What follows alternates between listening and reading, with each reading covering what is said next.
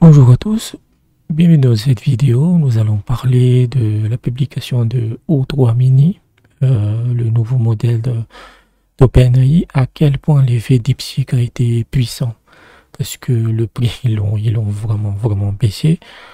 On va aussi parler de DeepSeek R1 que vous pouvez utiliser gratuitement sur OpenRouter, avec des limites, et j'aimerais aussi parler d'un moyen d'utiliser Hider en fait avec ce qu'on appelle la copie de contexte.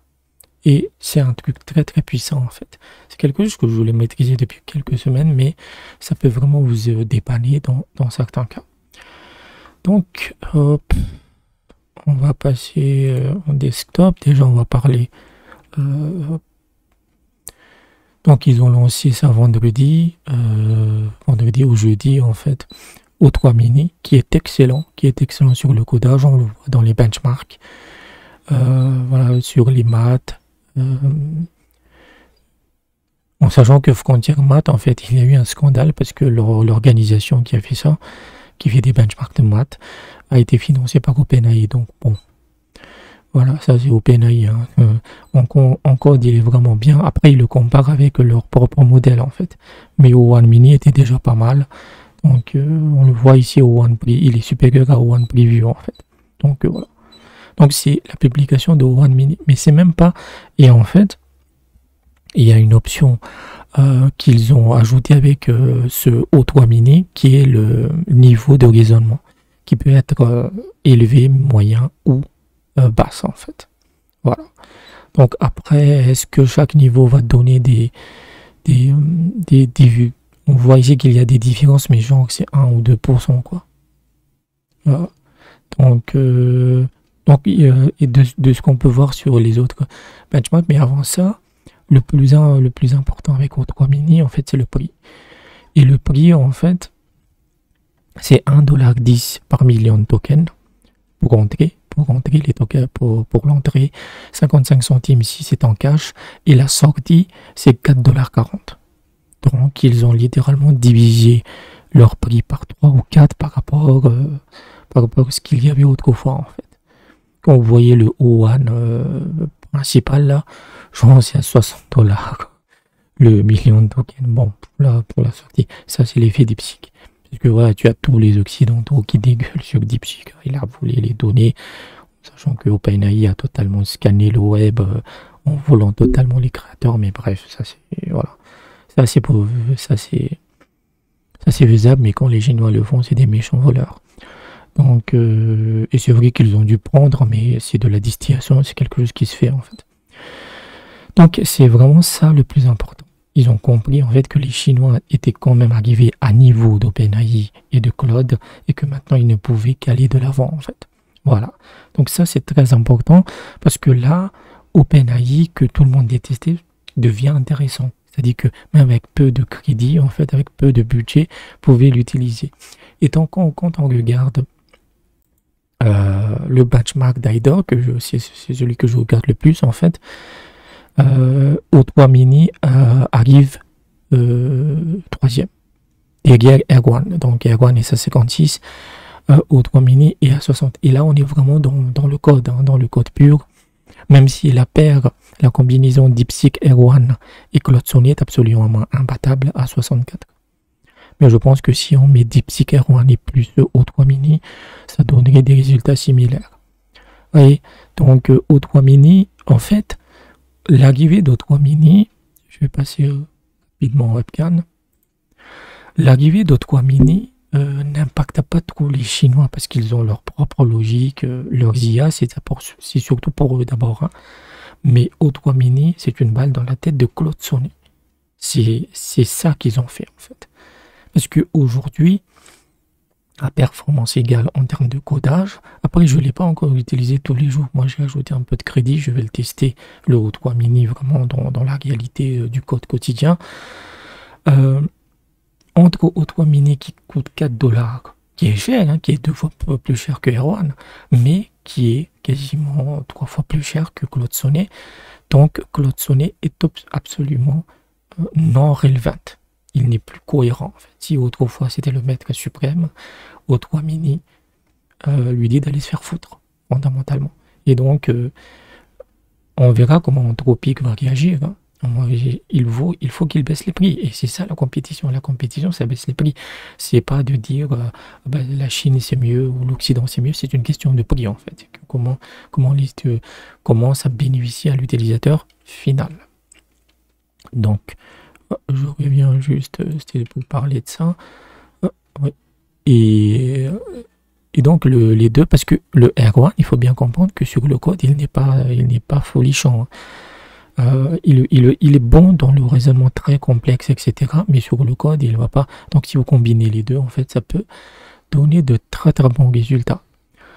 Donc ça, c'est vraiment la partie O3 mini. Ça change la donne en sachant que ce connard d'Altman, de Sam Altman, le CEO de OpenAI, donc il a fait une espèce de question-réponse sur Reddit et il a dit qu'on est peut-être du mauvais côté de l'histoire en disant que peut-être que l'open source c'est quand même bien. Il va jamais changer d'avis, mais c'est bien une petite remise en question. Donc honnêtement, les 1000 milliards de dollars qu'ils ont perdus en bourse, ils l'ont senti passer. On sent que tout le monde est un peu tétanisé par ce qui s'est passé. Donc bravo à DeepSeek d'avoir réussi ce très très bon coup. Ensuite, avant le header, je vais le faire à la fin, en sachant que donc R1 c'est 2 dollars par million de tokens. En fait, sur OpenRouter, il y a une version gratuite. Vous pouvez l'utiliser gratuitement, mais je ne sais pas quelle est la limite. J'ai pas vu la limite en fait. Donc hop. C'est un nouveau modèle ça. Coin Turbo, Coin Plus, qu'est-ce que c'est que ça? On dirait que c'est des nouveaux. Ça, je l'ai vu passer le Coin Max là. Donc, je vais juste taper. On va juste taper R1. Tac, tac. Ça, c'est les modèles distillés. En fait, OpenRouter, vous payez en fait. Et vous pouvez utiliser tous les modèles que vous voulez. Donc, vous voyez ça? C'est gratuit. Vous pouvez l'utiliser directement. Il n'y a pas de souci. Après, il y a aussi donc le payant. Hein. Après, je veux juste voir. Et ici, il ne montre pas les limites que vous avez en fait. Provider, je veux juste voir qui le fournit. Oui, Azure, c'est quand même puissant. Mais je pense que la limite est. Il y a des limites. Mais vous pouvez directement. Donc, si vous avez OpenRouter, hein, voilà, c'est le truc à mettre dans votre header et dans Rookline. Je l'ai testé, ça marche. Après, au bout d'un certain requête, il y a des messages d'erreur. Mais c'est vraiment génial. J'utilise la meilleure IA open source actuelle dans le monde. Elle est disponible gratuitement sur OpenRouter. Donc voilà. Donc ça, par exemple, ça c'est mon Rookline. Hop. Et là, je l'ai configuré OpenRouter R1 gratuit. Où sont les modèles, voilà. Et il est totalement disponible. Donc ça, c'est DeepSeek R1. Et on va passer enfin à Hider. Donc, hop, on va lancer Hider. En fait, il est déjà en environnement, on teste. Hop. Voilà. Donc, j'aimerais vous montrer en fait la fonction de copier le contenu. Non, je ne veux pas de guide pour le moment. De copier le contenu en utilisant les meilleurs modèles quasiment gratuitement. Donc actuellement, mon Hider, en fait, il utilise le Gemini 2 Flash, qui est bien, hein, mais c'est pas le meilleur. Il est que top 4 ou top 5. Maintenant, vous vous dites, j'aimerais bien utiliser les meilleurs modèles. Genre, par exemple, j'aimerais utiliser le chat GPT là. Par exemple, si vous cliquez sur raisonner, c'est le O3 mini. En tout cas, dès ce que j'ai pu comprendre, c'est le O3 mini qui est, mais c'est pas indiqué en fait. C'est le O3 mini. Vous pouvez utiliser Claude, vous pouvez utiliser aussi DeepSeek, mais le site DeepSeek est totalement buggé actuellement. Mais imaginons que vous voulez utiliser O3 mini, mais vous n'avez pas le fric, comme nous tous en fait. Alors ce que vous allez faire, c'est que vous allez utiliser la commande CopyContent. D'abord, on va ajouter des fichiers. J'ai 3 fichiers, c'est très basique, hein. Index et GameJS. C'est ce que j'avais fait. Voilà, on a ces 3 fichiers. Donc GameJS, ils sont vides, hein. Je peux vous montrer. C'est hop, test. Hop. Et ils sont vides en fait. Et je les ai vidés justement pour montrer le test. Maintenant, vous avez ces 3 fichiers que j'ai ajoutés. Maintenant, ce que je vais faire, c'est que je vais taper CopyContext, donc c'est CopyContext, et ici, vous mettez simplement la prompt que vous voulez. Donc, je vais faire créer un jeu de course de voiture basique en utilisant les fichiers index.html. Même si vous n'avez pas GameJS, même si vous n'avez pas besoin de le préciser, moi je utiliser le JS, HTML et le CSS. Ça c'est un peu ma prompt en fait. Et quand je tape entrée, il n'y a rien qui se passe, mais tout le code contexte, il est copié. Ce qui se passe en fait, c'est que le contenu de ces 3 fichiers est copié dans le presse-papier. C'est ça qui se passe avec ma prompt. Et maintenant, c'est copié dans le presse-papier, donc on va aller dans ChatGPT et je vais juste coller. Donc ça, c'est ma prompt, tu vois. Et Heidel, en fait, ajoute sa propre prompt. Donc il donne. Donc voilà, vous voyez, c'est des vides en fait. Mais si vous aviez du code dedans, ce serait copié. Le contenu des fichiers est directement copié dans le CopyContext. C'est pour ça que c'est très puissant. Et en fait, on va simplement lancer le raisonnement. Donc il a terminé. Donc il a fait le truc, quoi. Il a fait le raisonnement en regardant. C'est-à-dire que l'IA, le ChatGPT, comme la prompt a été améliorée, il va juste regarder que voilà, il faut que tu ajoutes ce code-là dans les fichiers que j'ai donnés dans Header. C'est pour ça que c'est extrêmement intuitif en fait. Et vous faites copier-coller, vous retournez dans Header, vous tapez paste. Simplement, vous n'ajoutez rien, juste paste. Voilà. Et ce qui va se passer, c'est que mon IA que j'ai configuré ici, c'est Gemini, il va juste ajouter le code. Non. Je vais le faire moi-même.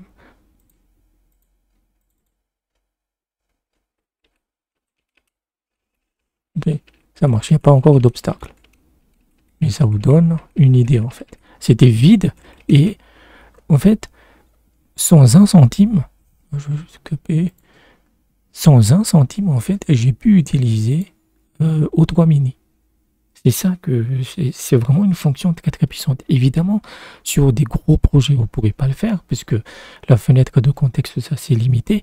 Mais si vous avez 2 ou 3 fichiers où vous avez une erreur qui vous fait chier, vous n'arrivez pas à la résoudre, vous lui donnez simplement le contexte avec Header et vous faites avec ChatGPT, vous pouvez le faire avec DeepSeek, vous pouvez le faire avec Claude en fait. Donc c'est une fonction extrêmement puissante en fait.